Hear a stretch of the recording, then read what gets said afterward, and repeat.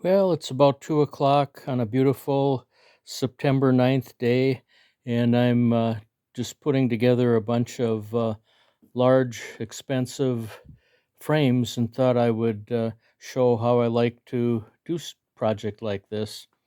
First, what I do is take the pieces out that I am framing, and here they are in the rack. Um, and these are for a community center, and they're um, pretty good size. I've done bigger, but um, these are 53 and 7/8 by 42 and 13/16. And what I like to do is cut one long member and call that the master, and then cut one short member and call that also a master uh, stick that I actually physically lay the stick up to the uh, picture that we're framing and make sure it's going to fit before I cut all of them. There's 6 of these that we're doing, and I was told they're all the same size, but I never am 100% sure unless I test it out myself. And sure enough, as I'm going along with these 6 pieces, there's one of them that's 7/8 of an inch shorter than the other 6.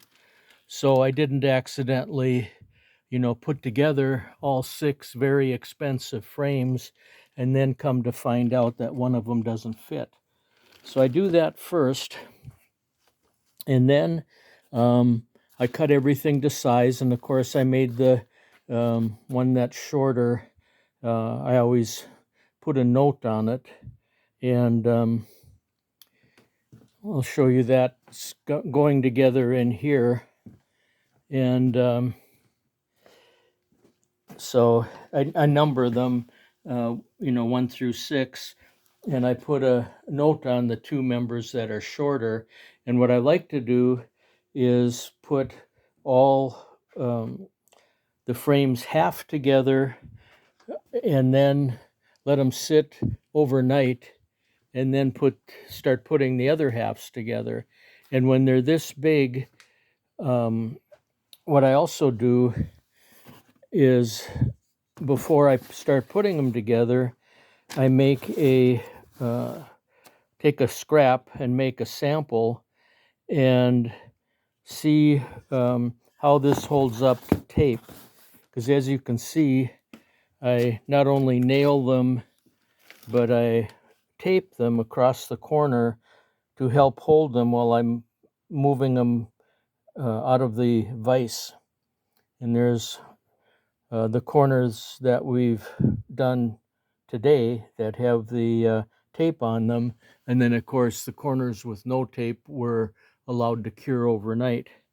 And the other thing I do is give kind of a test as to how long I can feel safe with keeping it in the vise without it coming apart when I go to flip them around to glue a nail the other end. And I made this sample, and in about a half an hour, the particular glue that we use with this particular big frame that has a lot of surface area, it was really hard to try and pull it apart. In fact, I couldn't. And so then I knew the least I wanted to do is about a half an hour wait before I flip it around. Like, this edge has been glued at 210, and at about 240, I'll feel pretty safe about gluing this one together. And what I like to do is leave them in the vise before I glue them, glue the second half. So the vise helps hold it together too. And then I glue this part and then flip it around to the other side and let that sit in the vise too for like half an hour to an hour. And that way, as I'm working with them, they don't fall apart as I'm turning them around. Now, I do have an underpinner downstairs, a V-nailer, that nails from the underside, but I've had trouble with getting the frames to line up to where they are very in line, where sometimes, one stick might be just a hair off from another, and then you don't get them real flush. And I like to get the corners, of course, as flush as possible. And a lot of this is done as much by feeling as by looking. And of course, there's still, nail holes to fill.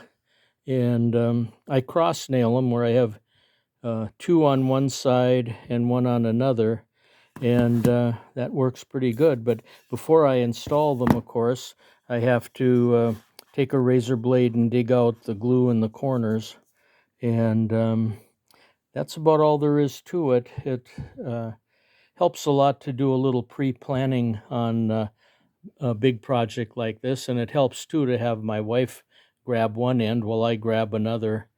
And so I just thought I would make this short video on this beautiful day.